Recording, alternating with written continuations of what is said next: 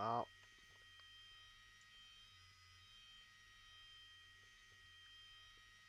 Alright, 1 second. 1 second. My screen. Alright, Bayo. Should be good. Alright, you could join Devin. Yep. Screen is going to be streaming. Yeah. Screen start. Alright. So we got a new track this week.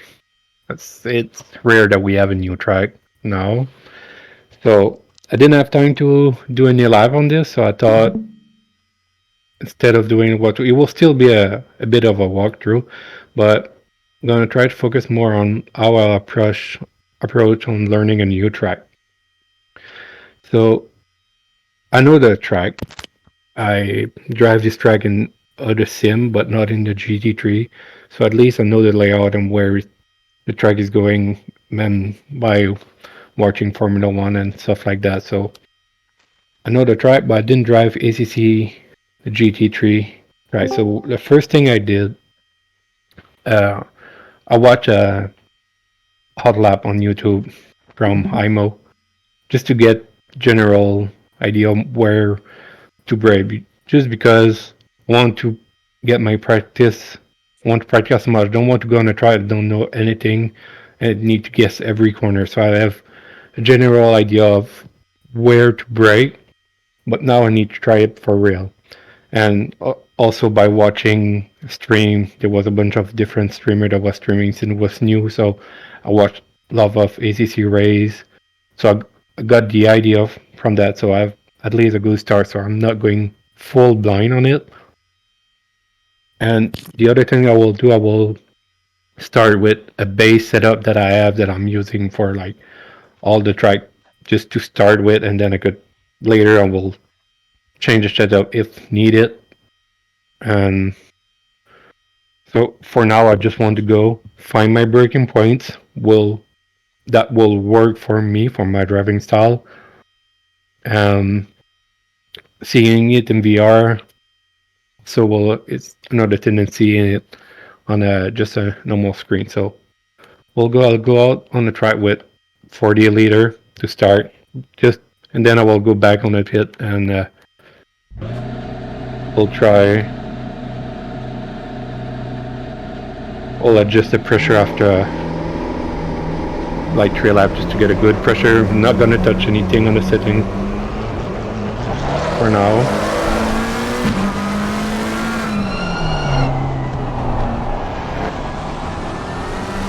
And right away in VR, like this part of the track compared to what I see on a screen, it's going up a lot. The hill is pretty steep there.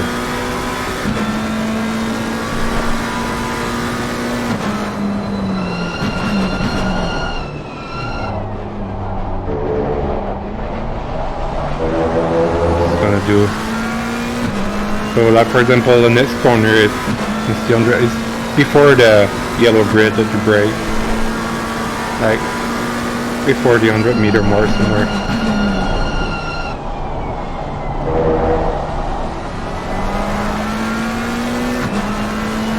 The braking bar for this track look like to be pretty easy. You have a lot like was a 50 around the 50.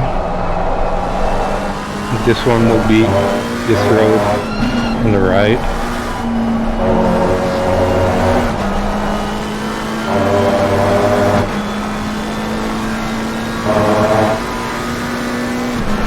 This one is the before the 50 that you have there.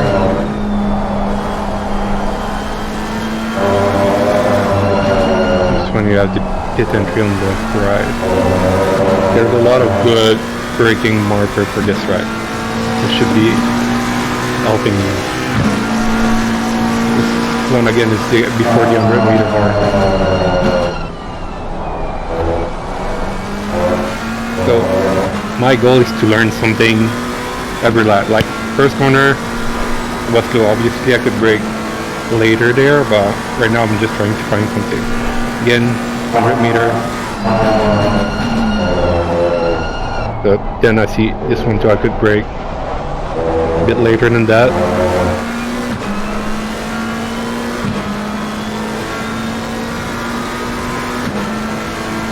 Again, before the 100 meter. I could brake a little bit later than that.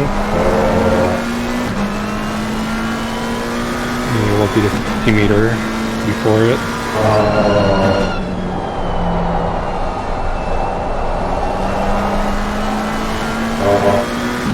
The road.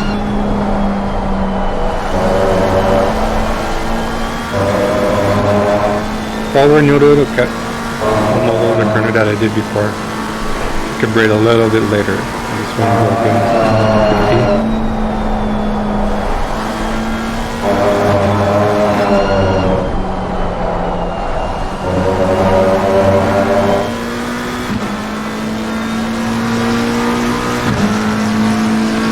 Gonna try to brake a bit later.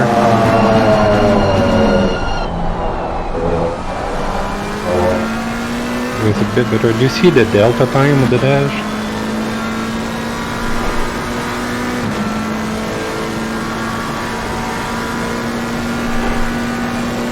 Yes, we can. Like exit first corner was like 310 up, so it was a bit better. And that's 10.5 here. Braking tiny bit later and trying to find my reference there.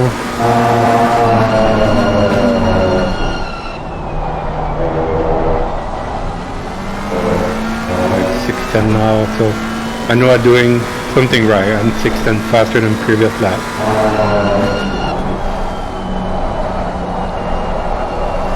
So at least I'm learning that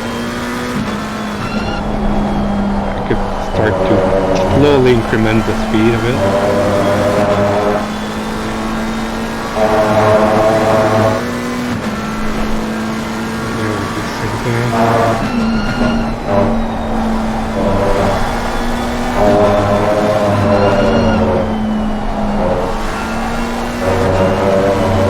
So got 610 on that lap. I'm going to adjust the pressure probably next lap.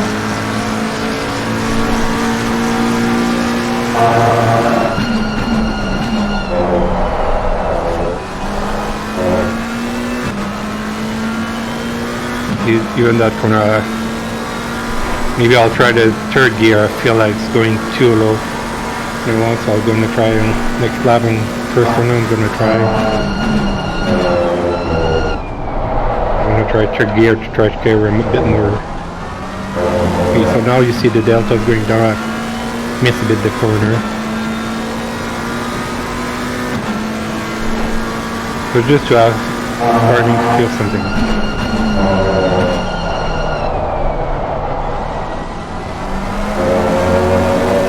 So your delta usually you don't like it, like going in the rail still, but when you're starting a new track, every exit corner, like you could check your delta, so you know, okay, that corner did a bit better, or was worse.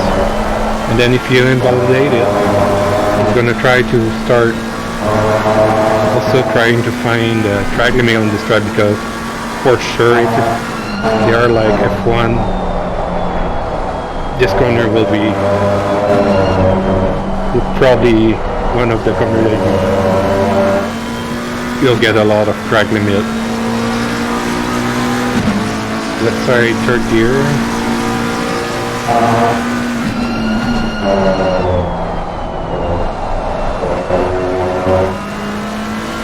You just seen by third gear carrying a bit more speed. I was on off throttle longer. I could carry more speed, so I gained like almost 310 there.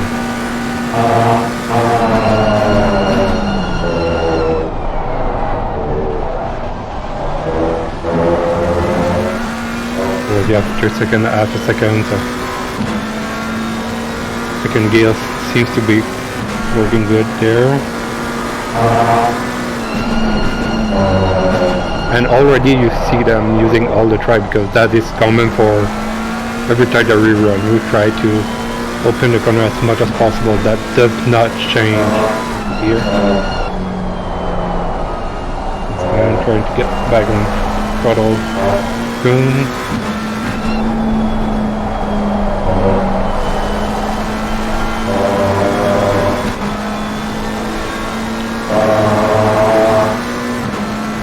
I will enter the pit after that to try to adjust the pressure.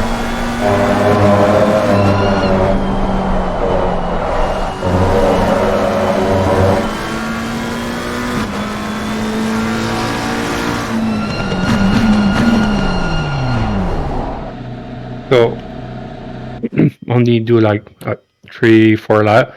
So I already learned a lot. So I try to learn on each corner like everything. If I do something right, so I know next time I'm going around trying to do the same thing, or if I do something like was losing time on delta, so maybe it was a gear or something on the line. So I tried to keep all of that in my mind when I will go for the next lap. So I was a little bit too high on the rush. I was like 27.5 on the front and the rear 27.2. So Hey, Michael.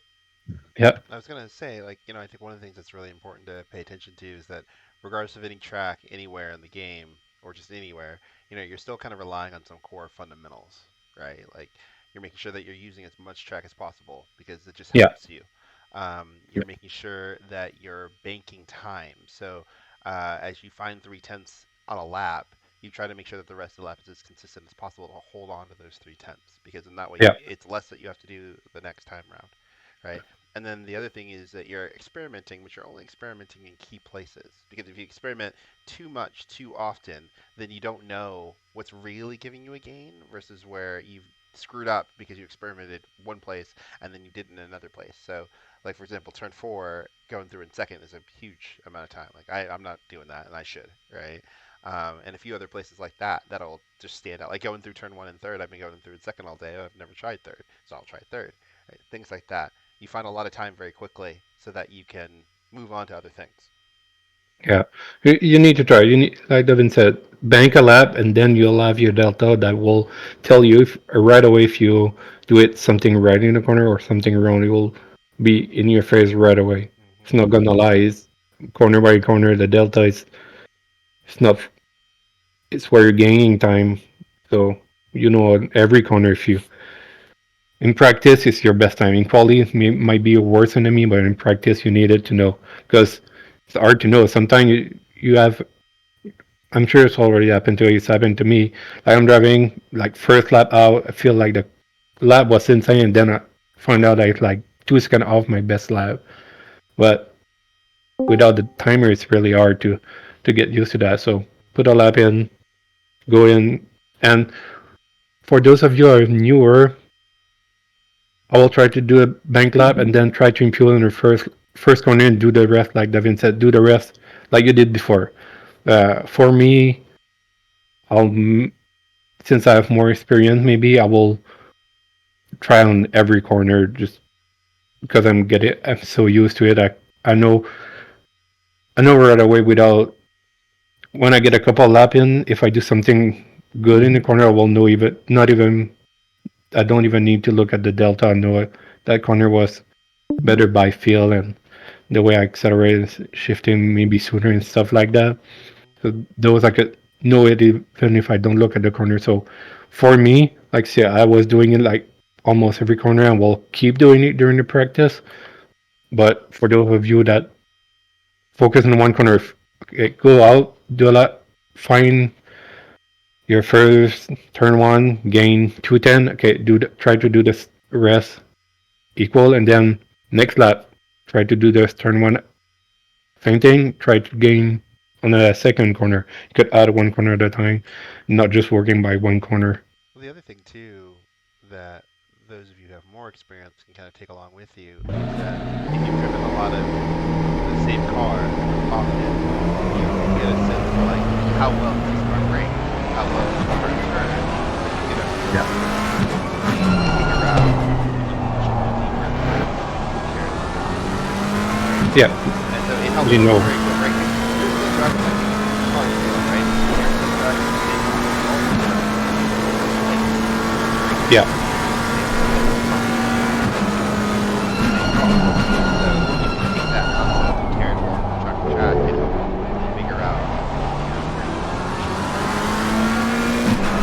Yeah, and turn one, and I guess it's probably not turn two, but the second place is braking. The hill, what I was seeing from YouTube video and stream, doesn't seem to go that steep, but it is steep in VR. For those of you that's playing VR, I didn't think it was that steep. Instead of going uphill on the second one after turn one, and even turn one, you go uphill quite a bit. And the last corner, you're going down quite a bit too, so you'll need to be careful. So that's why turn one and second braking zone, you could brake so late because you're going uphill. You're going against with the gravity that helps you. But this one here, it's really going down this part. And this is my third season here with the McLaren Evo, so as I said, I'm getting used to the car. I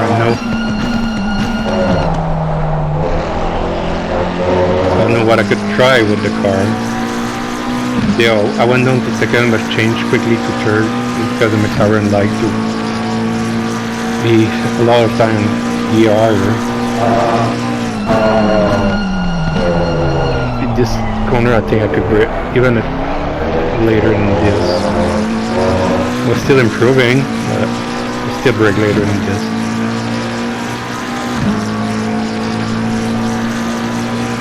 Try a little bit further. See, this was a bit late. I mean, it's the apex, so now I know. I'm trying this. Was not much more, but was enough that I missed the apex and lose like, 2 tenths right there. So it doesn't seem like a much that I missed, but losing 2 tenths every corner, you'll lose like more than a second lap. Another thing that I will, when I'm gonna start pushing a bit more, finding the track limit. Like here, I know it's gonna be probably the white line. No, you could pass the white line a little bit. Because knowing the track limit will also help you to go faster. So how far can I push it?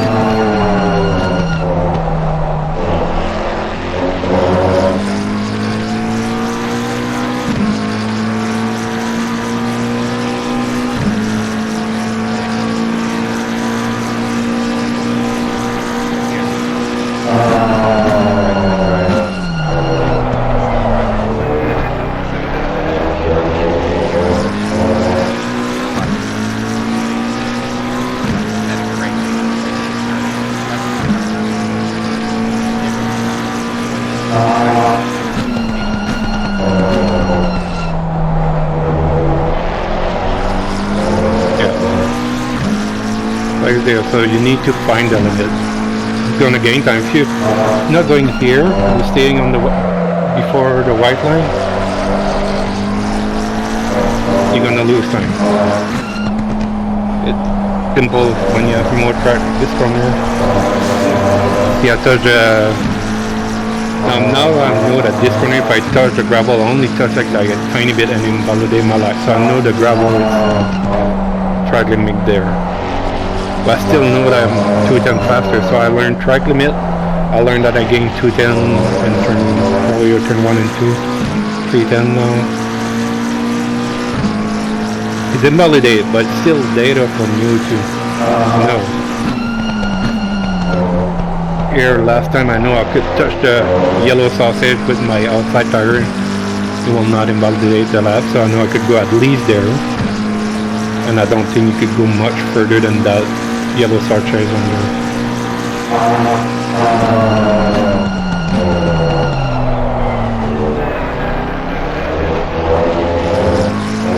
Over the 310 again. So you just start slowly. I don't want to push maximum right now because if I do it, I'm gonna overshoot the corner and then I'm gonna lose. So I'm trying to. It didn't seem to push much, but I was on throttle earlier, so I'm gaining time.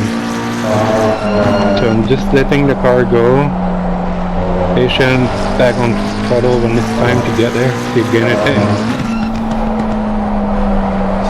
patient, don't throttle. Still gaining.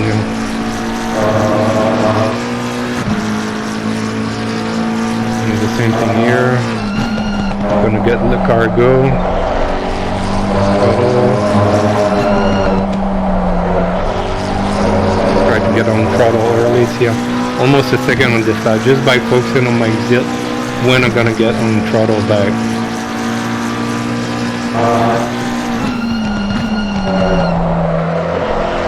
No, I was carrying too much speed.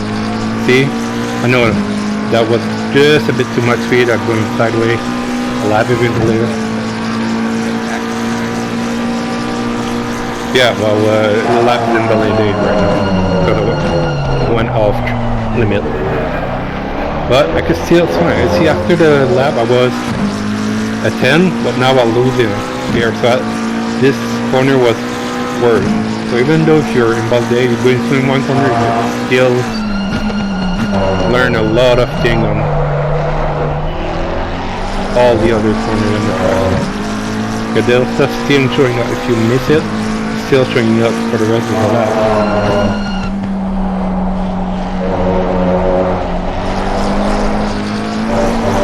So I'm guessing, yeah. See, I only touched a tiny bit. No, it was first corner. Guessing it's probably the sand on that corner.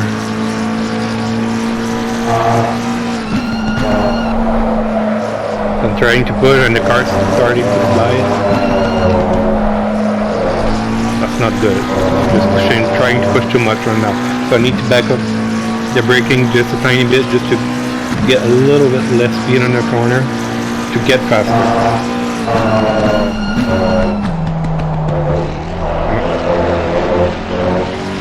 Yeah.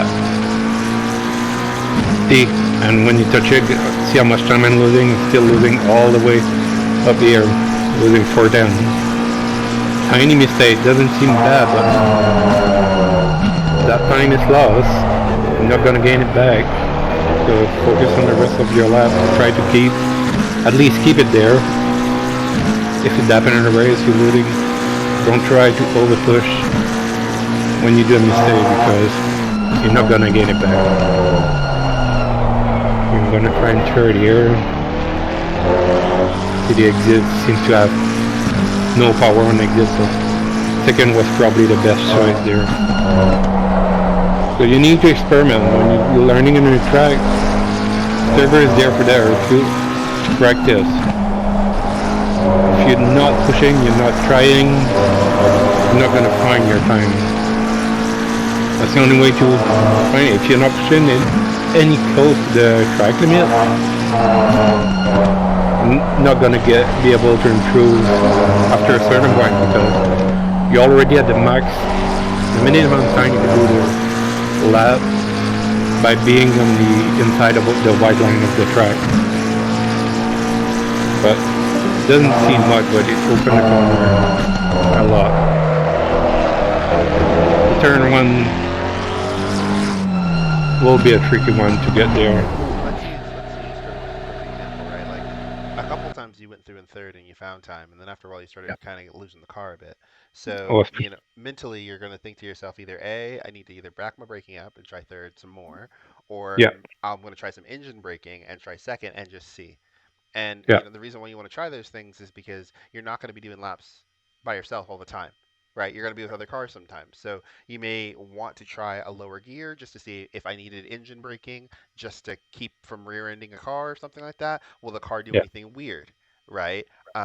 If I'm braking in the same spot, like it's all about balancing the equation, right? It's basically all this is math, right? So let's add a couple feet to the brake zone and see if the car still is unstable. Because if it's unstable and I'm braking earlier and earlier and earlier and earlier, then I'm just entering too fast, or I need more wind, one or the other, right? But yeah, you take one variable and say, okay, I need to make changes to the car, more speed, less speed, more braking, less braking, right? And do it in that one place until you feel like you have consistent. Is that around? yeah. So right now, I didn't touch any setup yet. I'm still driving the same thing. Oh, I'm gonna drive this setup probably all night, all my practice. I know there is still time in my lap. So we'll get to turn 1. I want to try it back in third. It seems I'm losing on the... I think I'm losing because still braking while turning, and that turn 1 you're going uphill and then you stop. I think I'm locking the rear a bit, so you make the rear unstable. So I'm gonna try to still in third. I'm gonna brake a tiny bit later, but come off of the brake and just let the car coast through the corner to get all the grid that I can have. So I'm not gonna be on the brake while going uphill and then the hill stop and have no weight on the rear of the car. So I'm gonna try to stop braking before.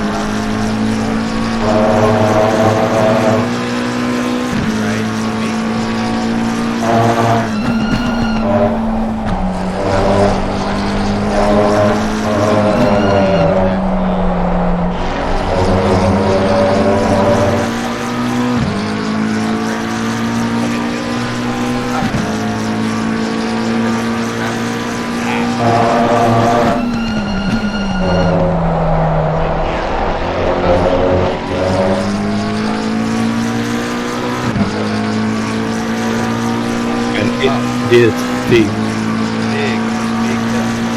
Yeah, I was surprised in VR how steep it is.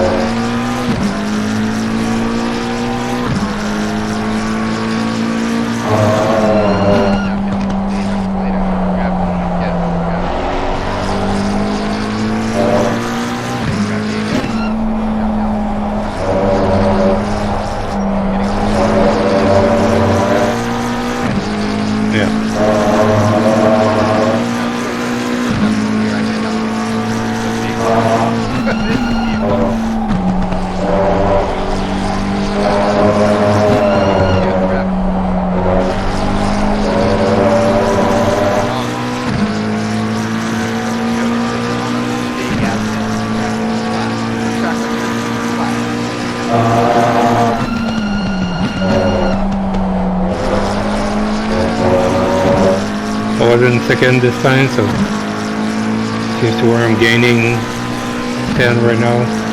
Do it better, so I still have some tests to do there.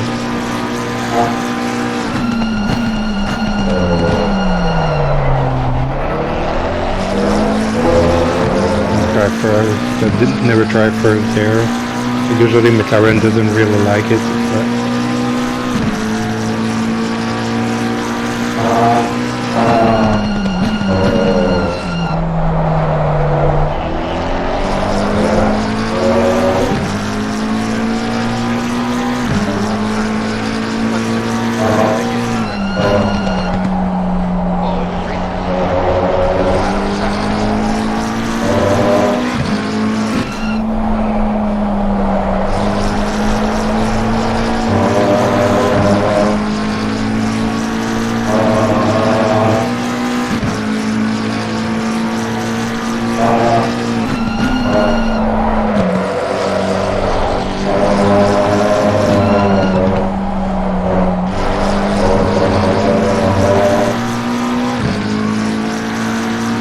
But see, keep gaining a 10 there, but if I gain a 10 every lap, in a couple laps I have a second easily. Just played a bit on the exits. I mean, I was carrying a bit too much speed, so next time I need to carry a bit less speed. I lost time. I'm still like equal because I gained him. Gonna try second. Seems similar right now, but I still need to get more familiar and see. I need to try it.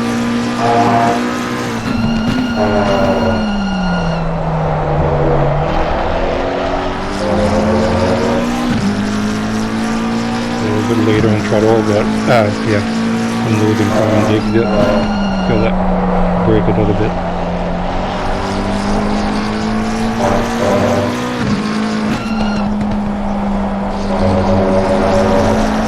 This time I cut more on the curb to see. Maybe it will help. Just want to slide the last lap.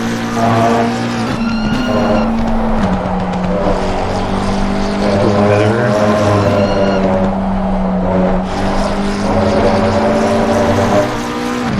Yep.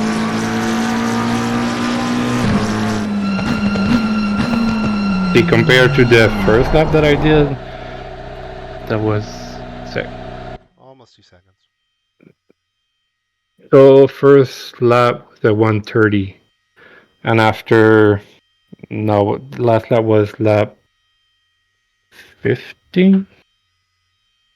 Couple laps, so still making progress after a couple laps. 20, I think it was invalidated.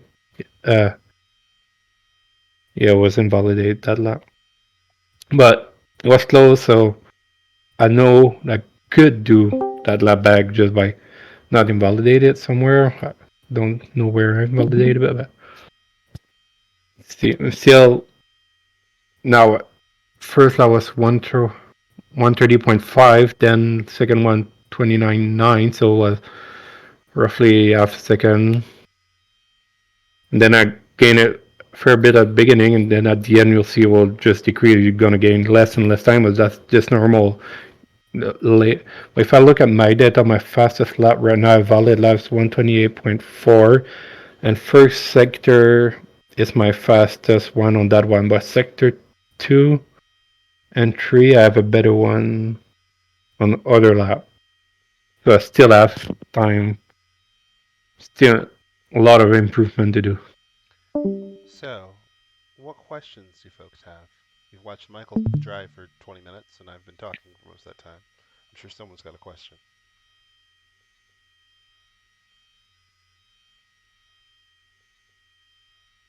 Liars. Room full of liars. No one's got a question. Yeah.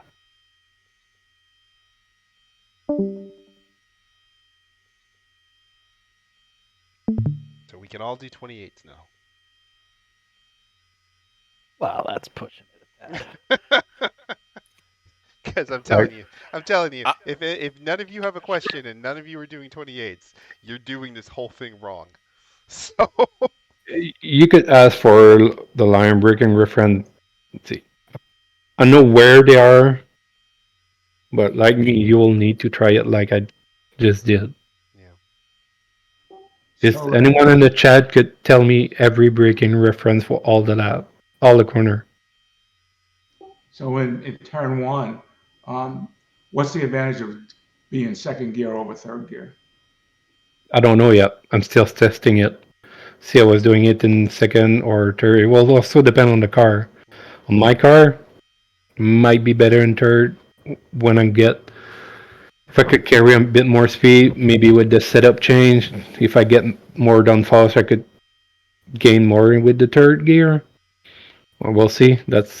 That will depend from car to car and driver and setup. You might want to look at So I will be. you might want to look at the engine braking a little bit, right? So like maybe on a good lap where you're all by yourself, you'll be in third.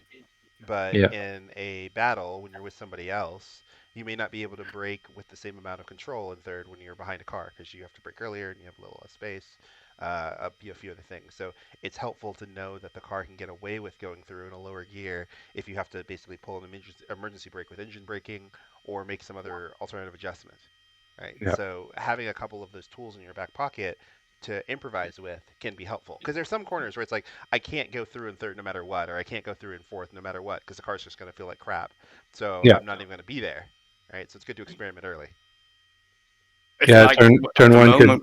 Sorry, at the moment we're all using the white lines on the ground as brake markers, and when you're in heavy traffic, you're not going to see them in time because the car's on top of them when you should be braking. Hmm. Right now, I'm not using anything on the grounds for this track. Seems pretty good. Like turn one, the 100-meter board that is up there. Same thing for turn two. Turn three is the 100-meter board in the bridge, so it will not be covered. Um, third braking zone, which probably not turn for Yeah, turn 4. Yeah, I maybe think that's what 50, we need to 50 start doing meter. because I think a lot of us are using the white lines on the ground as markers. Hmm. I know I am for sure. I'm going to have to start looking elsewhere. Well, just ahead is really where it is. Like, even if you know where the marker is, but you train yourself to brake early, you train yourself to give more space, it's gonna benefit you, Yeah, right? for sure. Because, like, when I go into turn one, I use the brake line on the bottom, but this is a grade one circuit, so it's really well labeled. So it says 100, there's a white line on the ground, there's a bunch of other reference points I can use. So I've been following cars for most of the day just to lift early at the 150, Yeah, just to get used to it, right? And Could so we? somebody was asking earlier, like, what's the difference between the lower gear versus the higher gear? Well, when I lift, I may want to use some engine braking rather than jump on the brake because I'm following a car. I still need to slow down. I still need to rotate, but I don't want to upset the balance of the car so much because I've got a car in front of me. So experimenting with that now will help me be more confident when I'm following cars later so that the first time I'm following a car into the corner, it's not a surprise. Because that's yeah. what gets people caught out, right? They don't practice anything else except for one thing, then they follow a car and they don't brake in the right spot or they don't shift at the right spot and the thing catches them out and your brain doesn't know what to do. So you just kind of are waiting to see if you crash or not. But we're in the middle of a race. It's too late now. Oh, yeah, for sure. No, Could we drive up to turn 2 and check the brake reference in there? that is not the right turn. Why not? We can It's try turn again. 3. Yep. It's turn 3. Yep. Yeah. So the point that's important there is we really need to know our track maps real well. Turn two is actually a little left-hand kink that's going down the straight.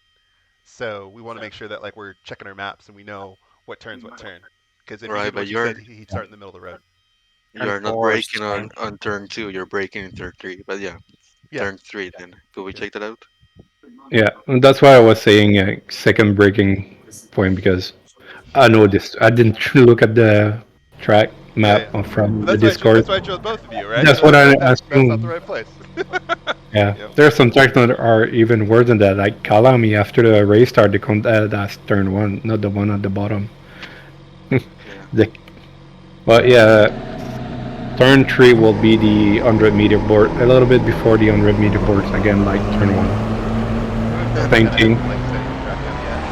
Oh, I'm trying to see if I'm getting the Red Bull ring. I'm like, no, you're not. No, No. So I do have a question that might be dumb, but it's no dumb obviously question. the McLaren is middle to slash rear engine. I drive the Mercedes. What are some key differences specifically on this since the weight is so much in the front? I drive the MG1 season, so you'll get more on the steer with a front engine compared to rear engine, but I drive pretty much almost rear. Once tried more front, but I'm not an expert on the front engine.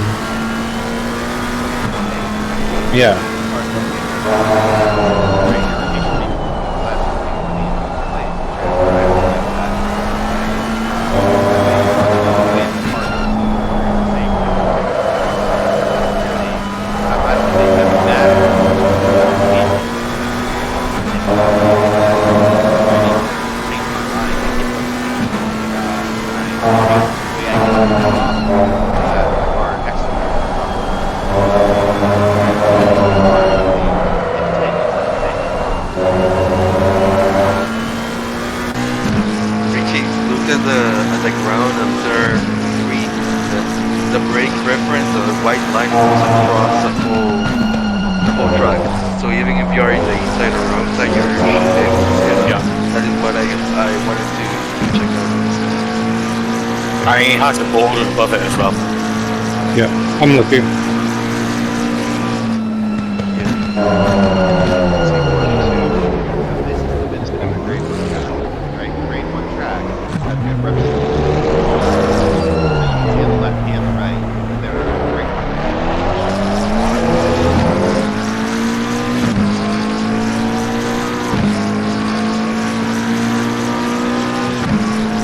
Grade one tracks also tell you why because they have to have visual reference points. So they have to have more space. That's why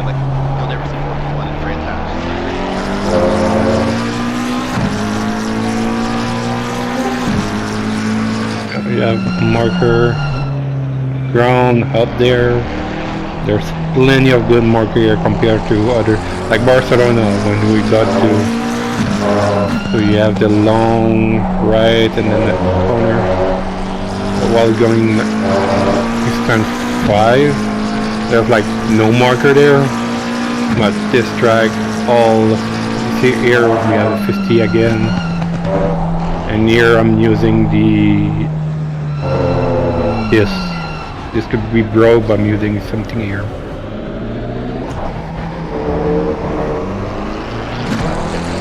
Yeah, I would say that is the trickiest one because there is no. I mean, there's a reference, but it's not as labeled as the other ones. That's what we think. Well, Hey, now Michael. Oh, yeah, go ahead. Do yours first. For turn 6, you're braking before the 50, right? I have to go check the track map. Yeah. Make sure. First left-hander in that sequence of 2 going downhill.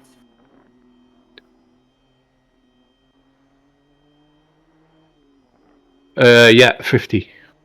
Okay, and yeah, are you braking at 100% right away? I know, because like you don't want to get all of your slowing down done super early, right? You kind of want to get your slowing down done gradually through the hill, right? So Or you like what is your thinking through that corner? For me, for my driving style, I'll go 100%, but for a short amount of time. Okay. But other driver might prefer to not go 100%, but longer. But I think when I'm gonna start to push, it will be like 100%, almost like a tap, like a longer tap on it. And then just wait to get on throttle for as long Yeah. as you need. Then that corner, turn 6, you'll need to be patient on throttle for sure. Davin, can you pull up a replay and show the sector or from going from 6 through 7? Sure can. Being patient coming on back on the gas there, Michael. Is that purely because you're going to start causing understeer if you get on too early? Yeah. Right. It's a long turn. You'll need to be patient there. Then track limit will, if you look like if you're touching the gravel, the lap will be invalidate. Yeah. So, Michael, because you can't see, I'm just going to talk through it real quick. So I've got a replay up so we can see where you See it? are in turn 6 right now. And you can see the corner is very long, right? It's long and it's going downhill. So in every corner, what we're trying to do is we're trying to get the car rotated before we get to the apex so we can get on the power as we drive out.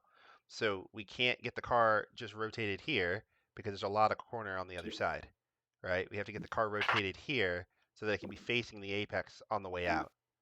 So some of that throttle delay is to give the car enough time to travel through the corner, get rotated, face the exit, it's not there, right? And now he's able to accelerate all the way out uninterrupted. There's none of this on and off the throttle sort of stuff because there's a whole bunch of negative benefits to be pogoing the car by jabbing the gas a lot. So you want one throttle application all the way to full throttle to get the car to go. Too early and the car won't be facing the exit and it'll be driving out this way. So that's bad, right? That's counterproductive. Davin, And will you just back adding that more up? steering in that situation is going to make it worse. Right. Yeah. You had a question? I was just going to say, could you back that up again? I want to see where he. Yeah, okay. I was trying to see where he starts to really get on the throttle. Yeah, and we're going to slow it down just so that folks can appreciate this, right? So here we're still not through the corner yet. Still not through the corner yet. Start to gradually get on power here because we're starting to get to the exit, right? Here is when we get on the power. That initial throttle is just to settle the rear of the car. That 25% is just to get the car settled. It's not forcing the car out of the corner. Your pedals are your weight management tool. So we're just getting the car planted because we're about to get going. And then as soon as we're on the exit, we're out again. Yeah, that's the way I drive. You will see other drivers not using the 25% You just be coasting a little bit more, but might be on full throttle like right away, but just a tiny bit before me. Maybe that's something that I'm trying to do, like not touching it, but it's that way for so long that it's hard to.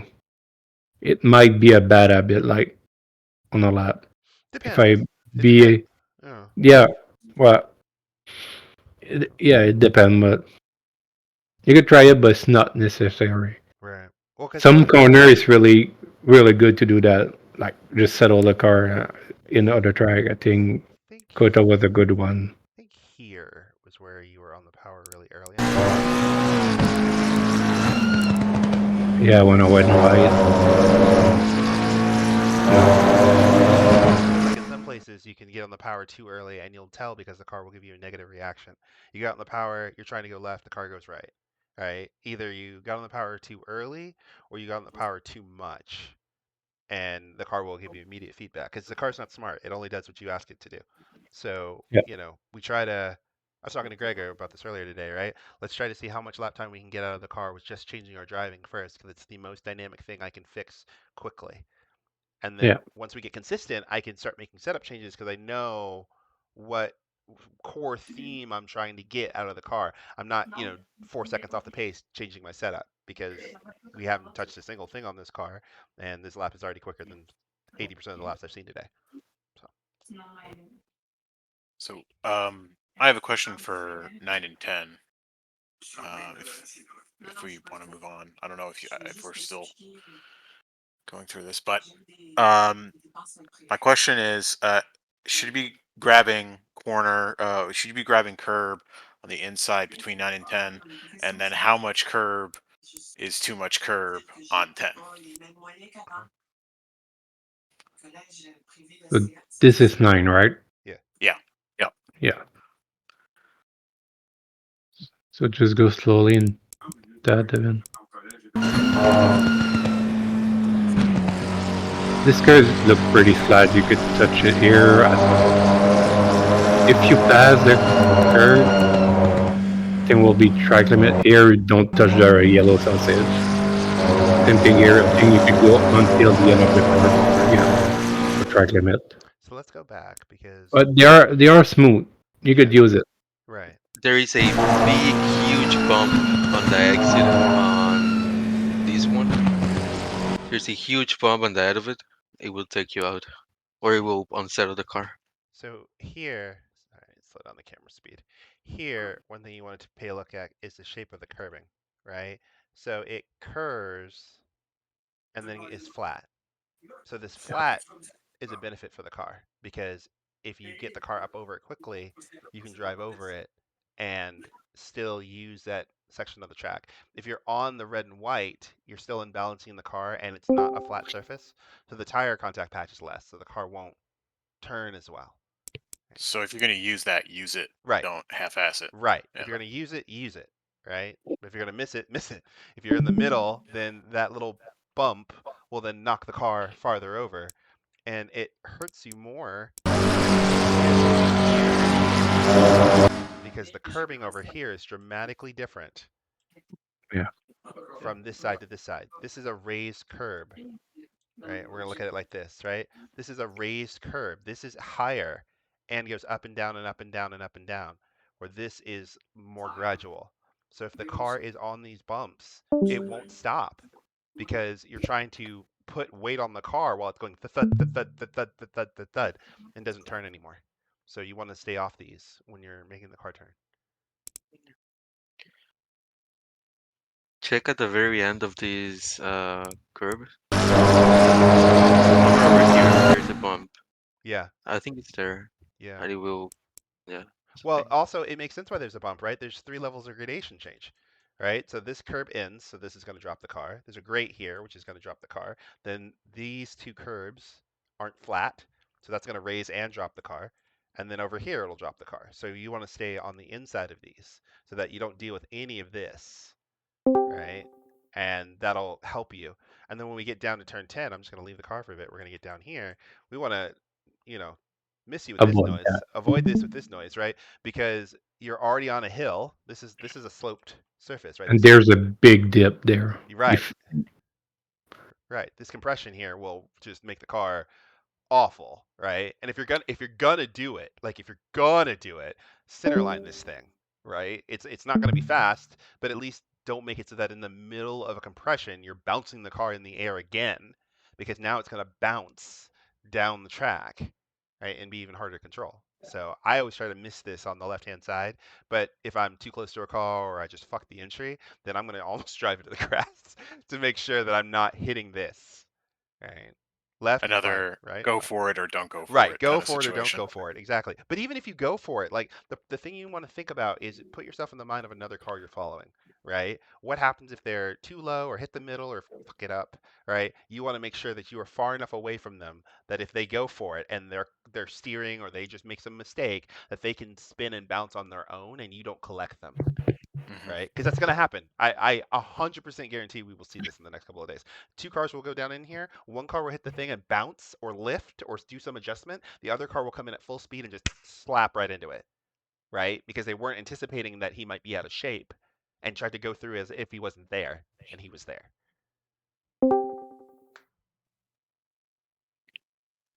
Awesome. Thank you. What else we got? Yeah, if we go off track on this specific corner, how do we rejoin safely there? You always want to drive parallel to the track surface, not perpendicular, right? Okay. So, if you're gonna just roll the track, like if you're gonna roll the exit, roll it safely and come back on along the flow of traffic, right? You don't want to just snap back on. And there's a bunch of reasons why, right? So the first reason is you never want to enter perpendicular to a racing surface, like ever, forever, never. I don't care where you are. The second thing is that your grip coefficients change a lot as you're here on the track. So let's pretend here he hits the curb. Let's pretend he he's going off the road. It'd be better to just roll it safely and gradually get back onto the race surface than try to snap back on as hard as possible. Because if he's off the track, he's in the marbles or on the grass, there's no grip in either place. And then when he gets back onto the racing track, there's a huge grip change, and the car will snap in whatever direction he's turned the steering wheel. So you want the wheel to be straight, so there's none of that snap. Otherwise, you'll just lose the car the moment that you get back on the track and you snap right across the race surface. That's bad. So we want to be smooth and gradual, not use a lot of throttle, and just get right back Having lost it in that corner quite a few times today, on. uh, I've shot for like the right at the very end of the curbs, and it's fairly easy getting back on. Hmm. Yep, yep, yep. Hey. Michael actually brought up a good point that I think might have gone overlooked is finding track limits, right? So like I've spent the majority part of the day trying to push the track limits in turn one and a few other places just to see where they are because I know that in a race in the middle of the heat of the battle, I'm not going to be paying attention to like where my left rear tire is all the time. And so I counted how many times I dropped that tire. Like, it's not bad driving, it's just that's where I get penalized. So I need to make sure I brake a little earlier, or I need to make sure I get the car rotated a little earlier, because it's a small little micro penalties that ACC will penalize you on some corners on some tracks. Like, if I have extra time, I'm actually probably just going to do an AI race and run it and just fuck it up as much as possible, just so I can see where is a minor penalty where the car, you just get like one of the track limits, like no, no, no, and there's an actual cut. Because on some tracks, if you can widen the corner and go faster, they'll give you a cut instead of a just a little warning penalty. And two or three of those can ruin your race. Like Barcelona is a perfect example. Turn 15 on the exit, you get a cut. Turn 7 on the entry, you get a cut, right? And so you can easily get two or three cuts on one lap and have a drive through before you know it. I don't Oh, want to. I don't want here that. will be easy. Yeah. I'm sure it'll be easy. Like 9 and 10, easy to get a cut. Turn one, two, and turn 6 and Yep. uh, 7, 6. Yeah, 7. Not 7, 8.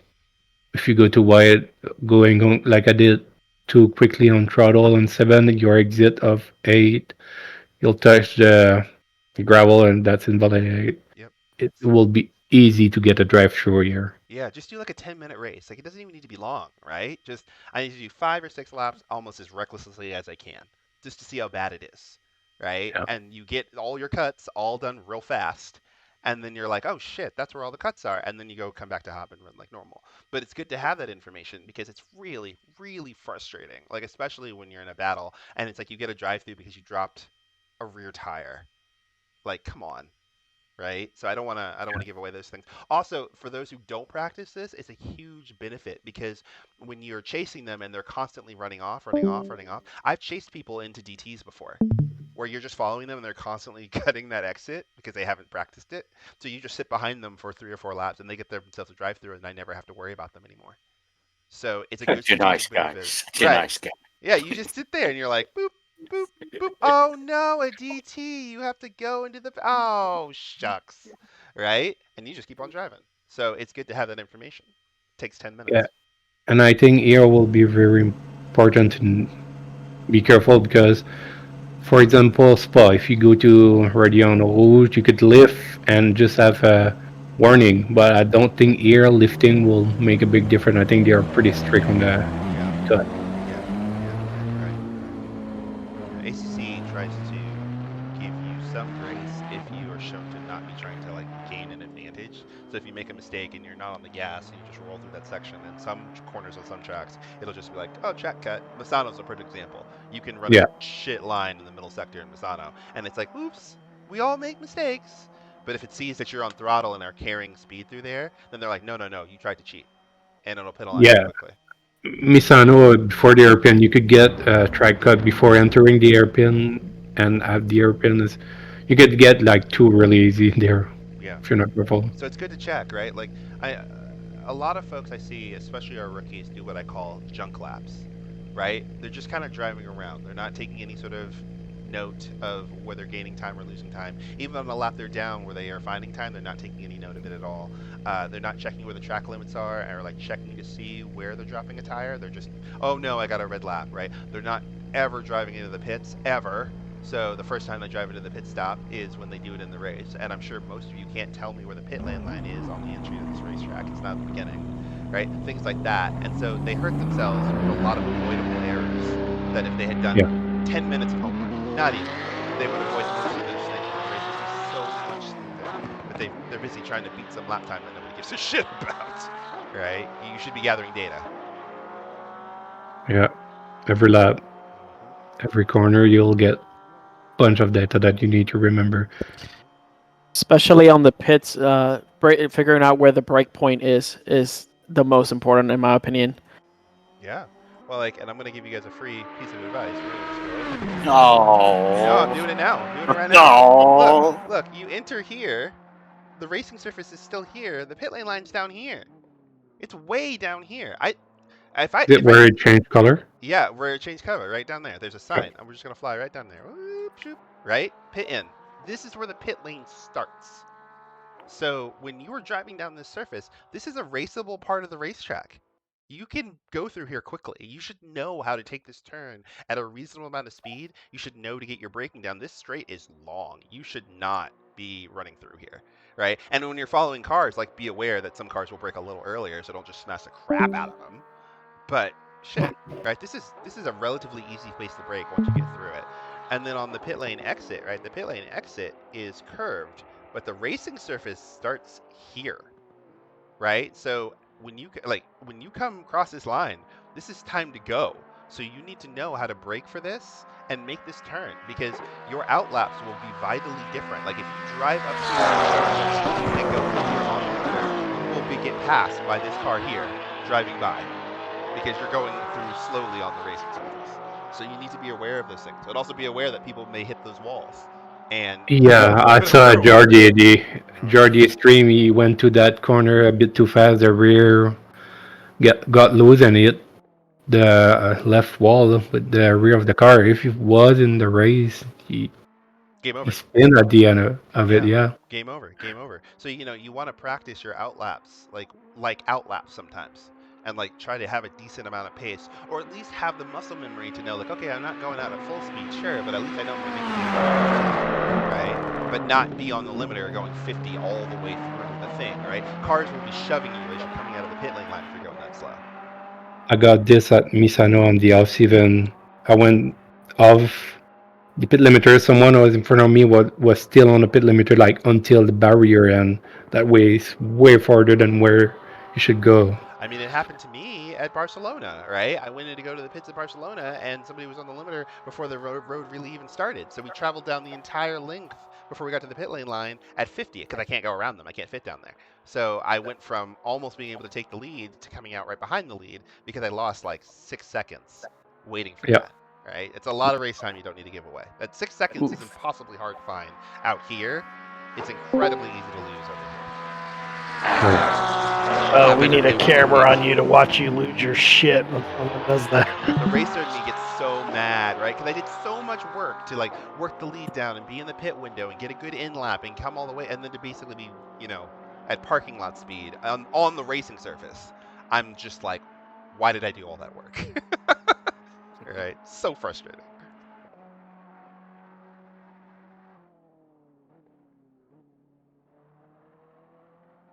All right, what else we got?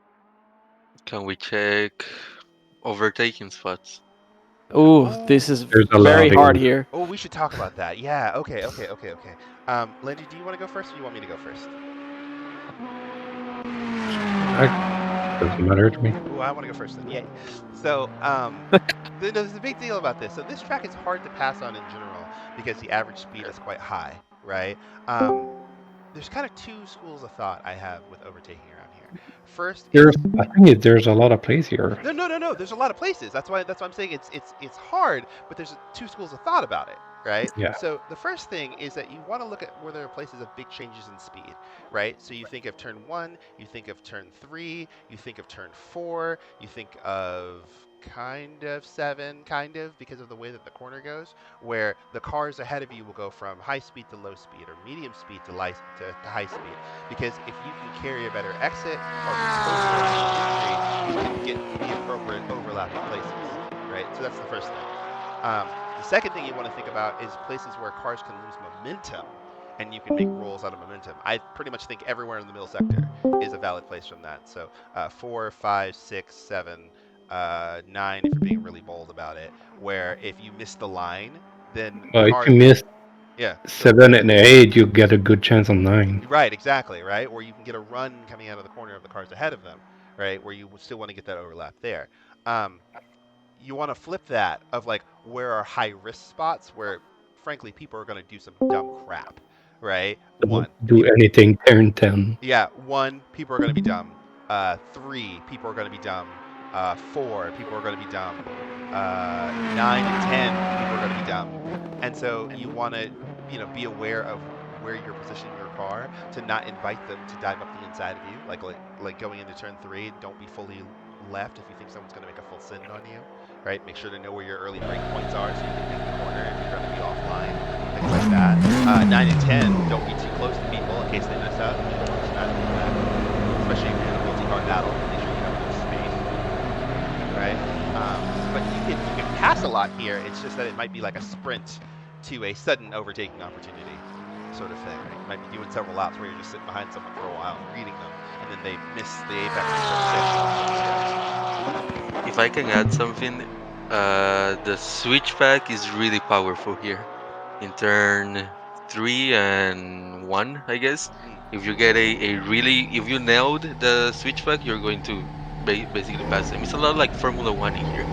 Passing is very similar, even if we're in GT3s. Yeah, a lot of folks, I'll also say though, they will telegraph their moves too early, so it makes it very, very easy for you to defend against. So, for example, if you're coming out of 1, going through 2 and 3, if you pop left really early down that straight as the car in behind, it tells me early on, hey, you might be trying for a move.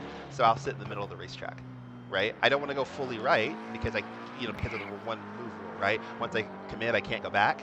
So I'm going to just move over enough to deter you, but not so much that I have to then stay tight and go super hella slow, right? And so you want to practice with the cars, the timing as you're coming out of corners of like, when do I want to start that move? When do I want to be positioned? When do I want to go full left? So that you have the muscle memory for when you're in a battle, right? Because in a battle, you only have that opportunity when it's happening. You don't have time to be guessing. You have to make your choice.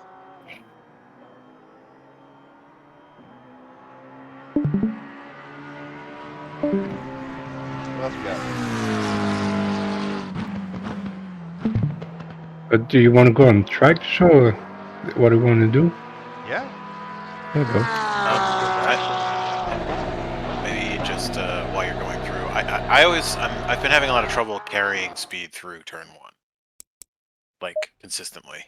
I don't know if there's anything. Maybe we could just go through it and point things out, but Oh, session yeah, start. I'm finding that I'm But always just like bogging down, and I yeah, kind of at a loss.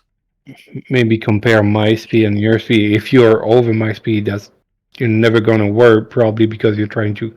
If you're like 20k over mine, it's probably never gonna work because you're just trying to get too much speed. Maybe you're trying too much. Mm. So, well, if we have the replay, it could probably be easier. I can pop to it. We just changed sessions. Let me jump out of hop. I'll go over there. One thing I will say though, as I do that, is that this is where replays are your best friend. Right? Sim racing is one of the only racing sport I've seen where I get a chance to see all the cars all the time.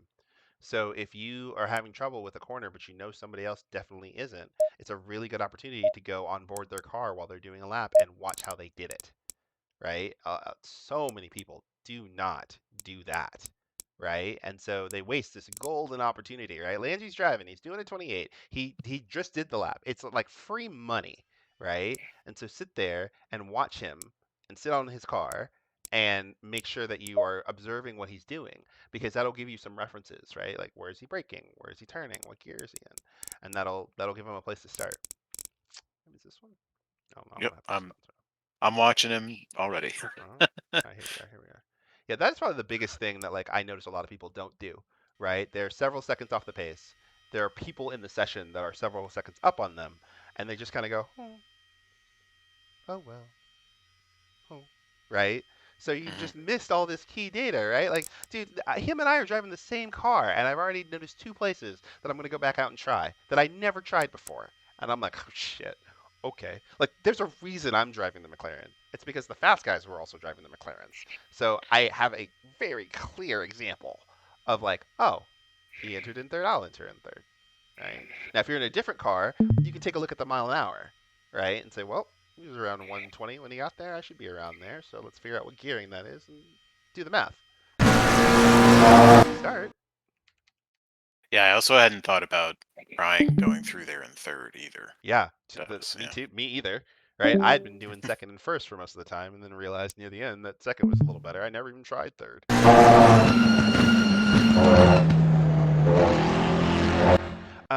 One other thing I'll add too is I notice a lot of rookies don't.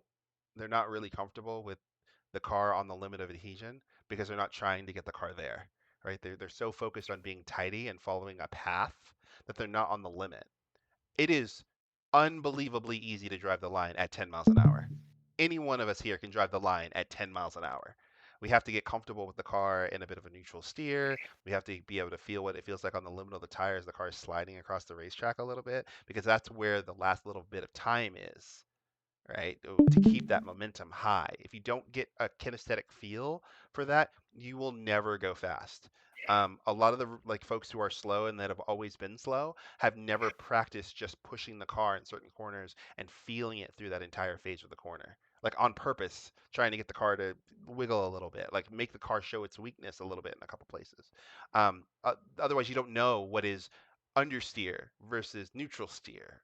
What is what is good oversteer versus snap oversteer. You've never gotten the car that far. You've been driving at 60% the whole game. So your laps are always slow. And you'll be like, well, your line looks the same as mine. Well, no shit, it does. You follow the same path, just go 30 miles an hour slower than me. So, of course, it looks the same. We drove the same section of the racetrack. I was just pushing the tire the entire way, and you were just driving through the racetrack. So we've got to find corners that it's safe so that you can build up the muscle memory of knowing what the principle is. And then on corners that are tighter, that there's bigger risk if you fall off, you'll feel more comfortable knowing that I'm doing the same thing. It's just that if I fall off, there's a big penalty, and you don't think about it. But if you don't practice here, there's no better place to practice. This track is fucking wide. Like you could go all the way out here and be okay. So let the car do that sometimes. Just let the car run itself all the way out so that you don't have that hesitation in the race. Because where a lot of people snap and die is they've never let the car go wide. And so they follow a car through the first time, they slide across the racetrack, the car goes wide, and in their brain, in their subconscious, they're scared. And they're like, oh no. And they start wiggling the wheel and doing a bunch of things that will upset the car because the car is doing what you asked it to do. And then they crash. Where the pros who have done it, even if they fuck it up, they're just like, well, whatever, and they just drive it out, right? They know the car won't die, and so they just keep on going, right? That's important to have that information. Yeah, I also noticed, compared to what I've been doing, I think the breaking into 7, that second left-hander, I've been braking like at the end of the curb as opposed to the into the road section. That was a major thing that I noticed. Yeah, 7 needs a lot of rotation, right? And it's hard because of the angle of the corner. And so one of the things that I've been working on is being off throttle and getting the car to rotate here so that I'm facing the exit here. And it's a long, long corner. It requires a lot of patience. And so if you get on the power too early, you drive out right into the sand and you die. So you've got to get the car, get its rotation done so that you can carry it through. Sometimes it means you need to be completely off the gas because you're still, being off the gas isn't a bad thing, right? Like if we back this up a little, if we get to the part where he's completely off the throttle, he's still doing 100 miles an hour. This is just south of 100 miles an hour. It's not like he's not moving, right? He's just using momentum to turn and then can get back on the power to start accelerating again. But there's no harm in being off throttle because the car is still moving. Right. Yeah, coasting is really powerful in ACC. Sure. Yeah. Being able to realize that you're carrying that momentum when you're not in the power your lap time will be crazy high because rather than trying to stay on the throttle all the time in the wrong places where the car just drives itself off the road, you carry that momentum through the corner without destabilizing the car and then only get on power when you're facing the exit. Here, you can now get on power and steer the car on an arc that doesn't disrupt it. So you can get on power early and basically just drive in a straight line and you're not steering anymore. So, great. Right. Anywhere before that, you'd have to turn to not fall off the road. And the steering wheel is a kinetic brake. Anytime you turn the steering wheel, you reduce the contact patch so the car can't actually do what you asked it to do, and it turns worse. So,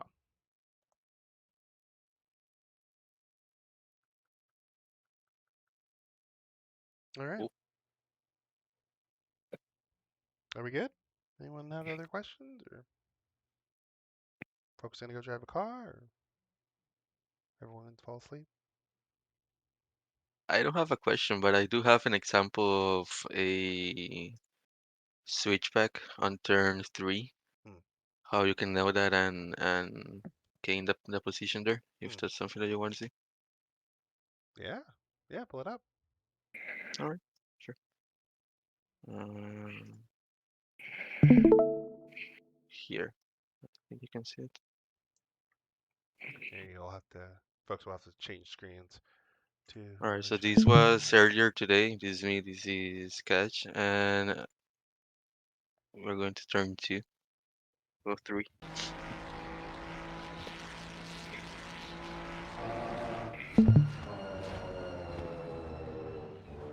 And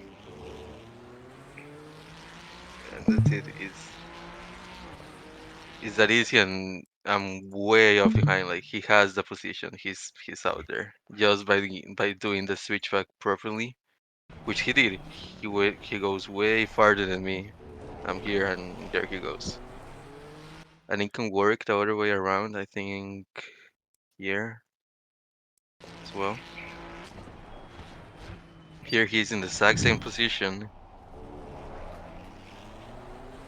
Oh no, it's not. It's not this one. It has to be Well, this one let's go then. back to the corner before where you did it before because one of the things that if you're the Yeah. defending car you can be aware of is just changing your acceleration rate as you leave the corner to stop the undercut, right? You can kind of park the car on the Sure. apex if you choose to, and then as he's going to undercut you, he ends up right at your rear bumper, and so he can't get underneath you again. So, we want to anticipate where he'll go and just accelerate a little less because there's no rule that says you have to be Mhm. full throttle coming out of the corner. There is no rule in any rule book in any racing place anywhere that says I have to be full throttle coming out of any corner at any time, right? I just have to follow a racing line.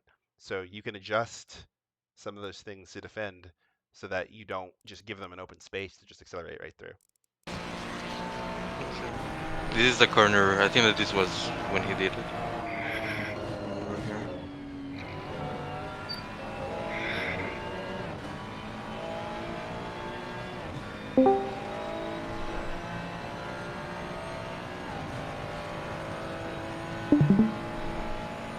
Oh, big battle going on here. I like that Mercedes in from there. Oh, So nice how he did it. yeah. And yeah, Well, well, let's go back a little bit though. So there's a couple sure. things.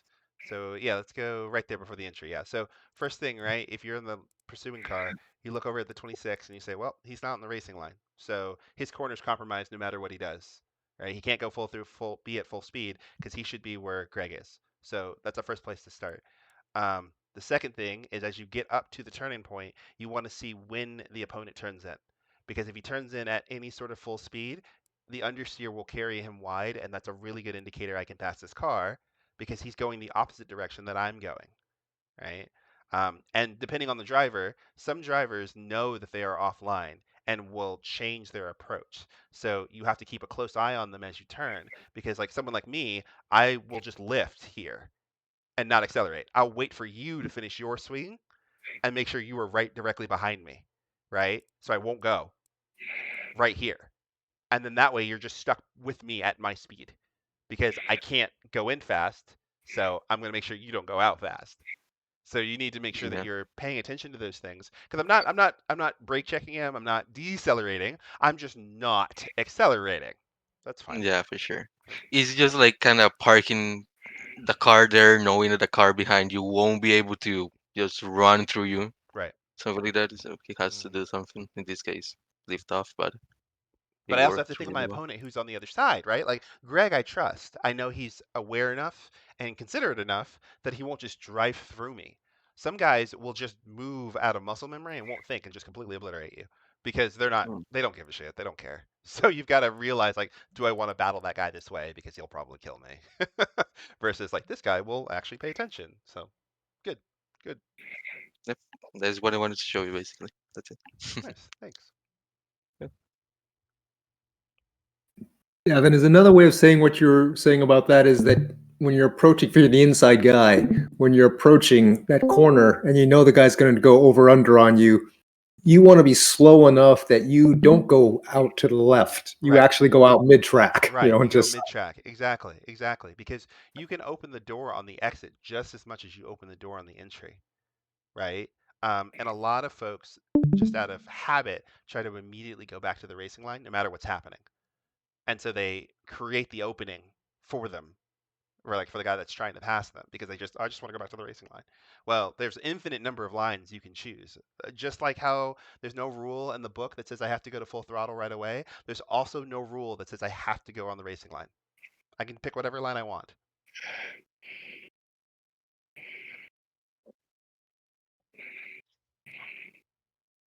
Hey, Davin, what TC are you using? And the McLaren one, yeah, Oh, most places. I sometimes use two when I get a little tired or near the end of a long stint because I just, a lot of things are happening. I don't feel like paying attention anymore, but mostly one. I think I run race fuel at 1, but quali at 0, except for turn 2. Hmm. Yeah, my I don't pay attention enough for that, so I just run one everywhere. There is a way that you can change the TC just by like different TC maps. Like you can go from 5 to 1 just by pressing one button, Oh, right? totally. Oh, totally. But Mikhail, you here? Yep. What's Yeah. good? What happens when you don't pay attention to what button you were pushing? You Yeah. forget your You want TC is TC12? off, and then you go into turn one and die. And then you're I've done it Uh, like sad. five, Yeah, you're hella five sad. times. Yeah, yeah. So turn Yeah. 2, turn 2 kills you, yeah. you totally can do Yeah. that. Like I'm not disregarding that you can do that, but like sometimes when I'm in a battle or like doing a lot of things, I just want to take one thing Yeah. off my plate. And so I'm like, Mhm. okay, TC1 because now I can't fuck it up basically. Yeah, if you're in battle, you shouldn't change it. But if you're like the solo lapping, you For should change quali, it. for Well, quali, yeah, you should be quality. able to. Yeah, Yeah, quality yeah, and give solo everything. lapping, yeah. Yeah, yeah. For Yeah. quali, give everything, but in the race, But maybe like hold a little. racing, like you don't see Formula One drivers battling while their hand is like changing stuff. Mm. I think they do. The brake bias. Quality, Yeah, yeah, doing quality. but brake bias is easy. Like, brake The bias it only knob. affects you on the entry, right? So Mhm. that's fine. But like, no one's changing an engine mode while undercutting somebody. You die. Right? You're doing it down a So bye straight when you've bye. got a lot of time, right? Brake bias shit. That's rolling my finger down a rotary wheel. That's easy. I don't have a fancy steering wheel like you. I have rotary. Yeah. Yeah, me too, but So it's I mean, broken. I mean, So I mean, My wheel is not fancy. commentary aside, even if you don't have a fancy steering wheel, that makes even more the point, right? It's more work, and you can still do it. So, Yeah, that's why I only changed TCs one level. It's one button. I have One button. So Yeah. you just E21. you just go up and up and up and up and up and No, up no, and no. up. One for up, one for down. Okay, okay. I have the G29, and you know how there is a plus and minus? That is pretty much I use. yeah. But it won't change only one click. If I want to go 3 times up the TC, those are 3 pushes that I have to do. So I'm pretty sure there is a way that you can go like from, I don't know, 1 to 6 with only Yeah. No, pressing there one. 100% is. Yeah. You can set it up in your controls. You can set up a button to go to 6 automatically. So Yeah. you can have two buttons for two different levels, like 1 and 6, and then you can just use those two buttons Hold on. if Yeah. that's what you wanted to do. Yeah. Yeah, here. That's pretty much. Got the control Oh, bindings. there you Yep, go. it's easier than shouting about it. Okay. It's right here, so you can set those if you choose to. I don't set mine often because like I'm not playing around with it too much. Like in the race, I kind of know what two settings I want. I basically have TC1 because I'm in a race, or TC2 and I'm fucking lazy, so I don't think about it anymore, right? And then on a quali lap is only 100, minute 30, so I don't really need to do a lot, right? I'm just gonna do it once and then do the lap and then turn it off and then be done. So Yeah. yeah. All right. That's great.